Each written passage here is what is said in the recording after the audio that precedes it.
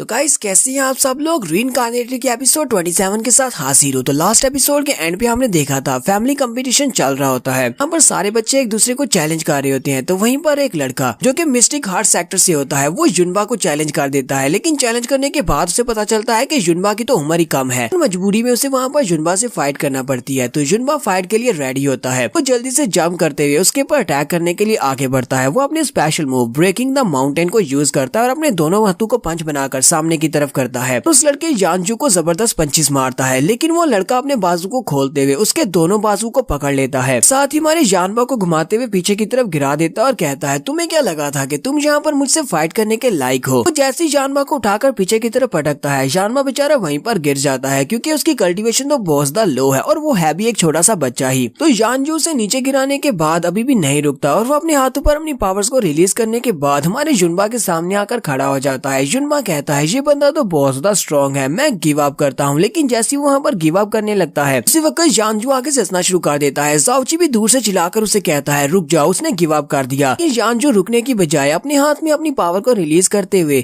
युनबा के ऊपर अटैक कर देता है। युनबा बेचारा वहाँ पर जोर जोर से चिल्लाना शुरू कर देता है। जाओची जल्दी से जंप करते हुए युनबा के पास आ जाता है और उसे कहता है क्या तुम ठीक हो। फिर साथ ही जाओची यांजू से कहता है ये तुमने क्या किया, तुम्हें पता है कि ये सिर्फ एक फ्रेंडली मैच है, इसलिए तुम्हें यहाँ पर रुक जाना चाहिए था जब तुम्हें पहले से पता है कि तुम इस लड़के के सामने जीत चुके हो। और ऊपर से इसने गिव अप भी कहा था, इसने कहा था कि ये इस फाइट को नहीं जीत सकता, इसने अपनी हार मान ली थी। फिर तुमने इसके ऊपर अटैक करके इसको इतना ज्यादा जख्मी क्यों कर दिया। यांजू जाओची से कहता है चलो ठीक है मान लेते हैं कि इसने गिव अप करने का कहा, इसने हार मान ली, कम से कम इसे हार मानने के बारे में ऊंची आवाज में कहना चाहिए था। तो इस तरह इसको काउंट नहीं कर सकते। अगर ये यहाँ पर हार मानने के बारे में ऊंची आवाज में नहीं कह सकता तो फिर तो ये सिर्फ एक कचरा है, इसे जिंदा रहने का कोई हक नहीं है। इसे मेरा पंच खाने से पहले ये बात बोलनी चाहिए थी, ऊंची आवाज में इसे कहना चाहिए था कि इसने हार मान ली है। क्या किसी ने इसकी आवाज को सुना था। वो अपने साथियों से कहता है क्या तुम लोगों ने इसकी आवाज सुनी थी कि इसने कहा था कि इसे गिव अप कर रहा है। क्या अपने सेक्टर के लड़के कहते हैं नहीं हमने तो इसकी आवाज नहीं सुनी, हमें इसकी आवाज आई ही नहीं कि इसने यहाँ पर हार मानने के बारे में कहा हो। कि वो सारे के सारे यहाँ पर एंटरटेनमेंट के लिए खड़े हैं, इसी वजह से वो उसी का साथ दे रहे होते हैं। वो यांजू से कह रहे होते हैं हमने इसकी आवाज नहीं सुनी, इसी लड़के की गलती है। जाओची अपने साले साहब को उठा लेता है और ज़ूरू से कहता है क्या तुम मेरे लिए इसका ख्याल रखोगी। वो उसे लेकर साइड पर चली जाती है। जबकि उसके जाने के बाद हमारा जाओची पीछे की तरफ मुड़ता है और उस लड़के से कहता है यांजू तो तुम में से किसी ने भी इसको गिव अप कहते हुए नहीं सुना, तो तुम लोगों ने नहीं सुना कि इसने कहा था कि इसने हार मान ली। फिर साथ ही जाओची उसे कहता है तो अपनी इस बात को याद रखना कि अगला चैलेंजर मैं हूँ, मैं यहाँ पर तुम्हें चैलेंज करने वाला हूँ, चलो मुझसे फाइट करो। वो सभी लोग इस बारे में काफी ज्यादा हैरान होते हैं क्योंकि यहाँ के सेक्टर के लोगों ने भी इस लड़के को पहली बार देखा है। जाओची अभी नया नया यहाँ पर आया है। तो कहते हैं ये लड़का कौन है, इसकी उम्र 16 साल है और ये अभी से अपनी एलिमेंट्री राम के फर्स्ट लेवल पर है। मास्टर सी कॉन्ग उन सभी को बताते हैं ये हमारे स्कूल का एक डिसाइपल है, इसने आज ही हमारे स्कूल को ज्वाइन किया है, ये मेरा एक बहुत ही पुराने दोस्त का ग्रैंडसन है। मास्टर सी कॉन्ग भी इसी बारे में सोच रहे हैं। मास्टर सी कॉन्ग कहते हैं पहले नंबर पर हमारी अकेडमी के जिस लड़के ने यांजू के साथ फाइट करने की कोशिश की थी वो सिर्फ एक ही पंच में हार गया था और उस लड़के ली हाओ की पावर भी इससे ज्यादा थी, यानी उसके पास मिस्टिक पावर युनची से ज्यादा थी। तो क्या युनची यहाँ पर इसको हरा पाएगा। अगर इसके साथ यहाँ पर कुछ बुरा हो गया तो फिर मैं अपने दोस्त को क्या जवाब दूंगा। युनबा उससे कह रहा होता है जीजा जी बहुत सा ध्यान रखना, ये लड़का काफी ज्यादा स्ट्रॉन्ग है।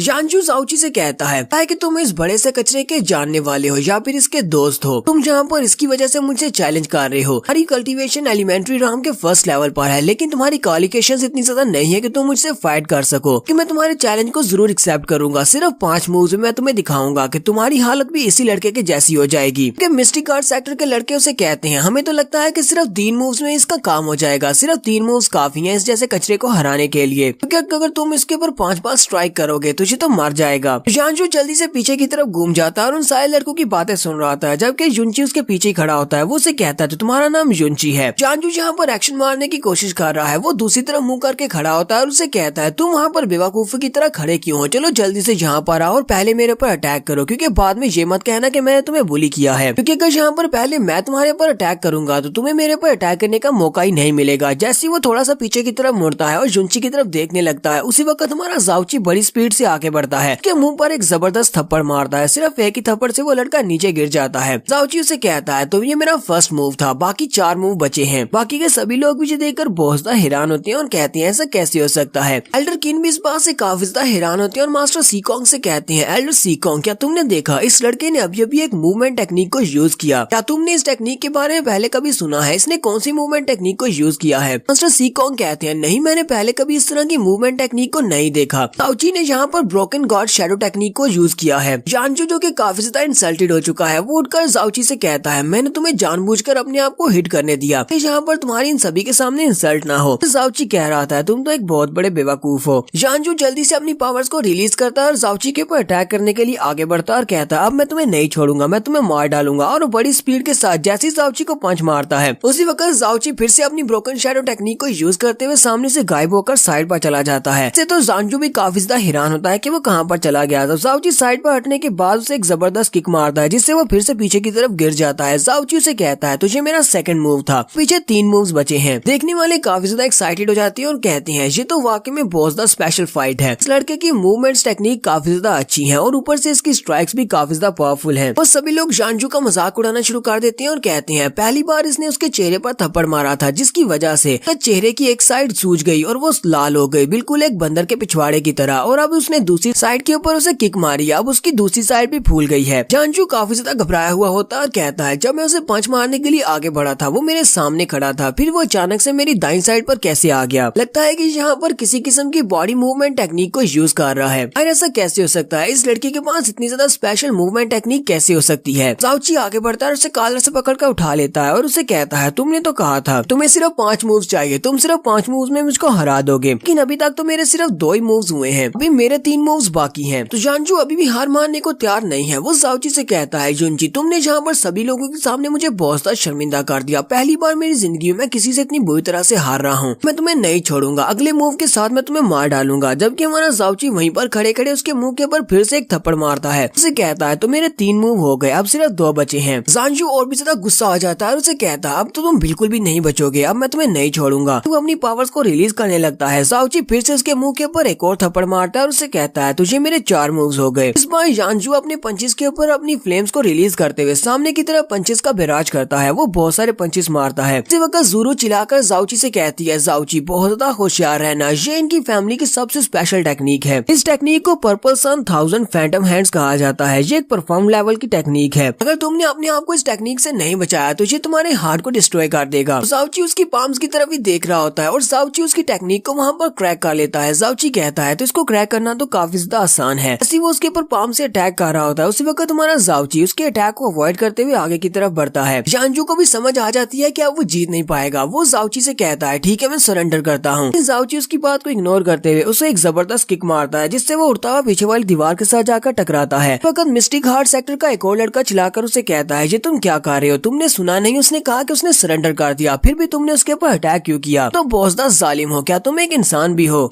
जाओची उसे कहता है, लगता है कि तुम सभी लोग इस बारे में बोल रहे हो। मेरे दोस्त ने भी यहाँ पर सरेंडर करने के बारे में कहा था, लेकिन तुम में से किसी ने भी उसकी आवाज नहीं सुनी। तुम्हारे इसी दोस्त ने कहा था कि अगर हम लोग यहाँ पर ऊंची आवाज में सभी के सामने ये नहीं कहेंगे कि हमने सरेंडर किया है तो हाँ, तुम सरेंडर को काउंट नहीं किया जाएगा। इस वजह से मैंने इसके ऊपर अटैक किया है। तुम सभी लोगों को तो पहले अपने डिसाइपल्स की तरफ देखना चाहिए कि तुम सभी लोग इतने ज्यादा वीक हो गए, सिर्फ 5 ही मूव्स में तुम्हारी हालत खराब हो गई और तुम्हारे मुंह से ब्लड निकल रहा है। तुम सभी को अपने बेकार डिसाइपल्स की तरफ देखना चाहिए, ना कि मेरे पर इल्जाम लगाना चाहिए कि मैंने इसको हरा दिया। उसी वक्त एक लड़का जाओची के ऊपर अटैक करने के लिए आगे बढ़ने लगता है, जबकि बाकी इसे रोक देते हैं और कहते हैं, ब्रदर तुम वहाँ पर जाकर उस लड़के पर अटैक नहीं कर सकते, कि उस लड़के की उम्र सिर्फ 16 साल है और तुम उससे बड़े हो। अगर तुम जाकर उसके ऊपर अटैक करोगे हमारे सेक्टर का बहुत ज्यादा मजाक उड़ेगा। जबकि न्यू मून पैलेस सेक्टर के लोग काफी ज्यादा खुश होते हैं और उसे कह रहे होते हैं, ब्रदर यून तुमने बहुत ही अच्छा काम किया, तुमने जहाँ पर हमें एक जीत दिलाई है। उनमें से एक लड़का एल्डर किन से कहता है, एल्डर किन जहाँ पर हम सारी फैमिलीज आपको कंग्रेचुलेट करने के लिए आए हैं क्योंकि आप नए लीडर बने हैं। हम सभी लोग जहाँ पर फ्रेंडली स्पार मैचेस कर रहे हैं, तो फिर आपके लड़के ने जहाँ पर हमारे हार्ट सेक्टर को इतना ज्यादा डिसअपॉइंट क्यों किया है, जहाँ पर हमें बहुत ज्यादा ह्यूमिलिएट कर दिया। हमारे लड़के को इतनी बुरी तरह से हराकर आपको इस फाइट को रोकना चाहिए था, लेकिन आपने कुछ भी नहीं किया। आपने हमें यहाँ पर सिर्फ इंसल्ट करवाने के लिए बुलाया है।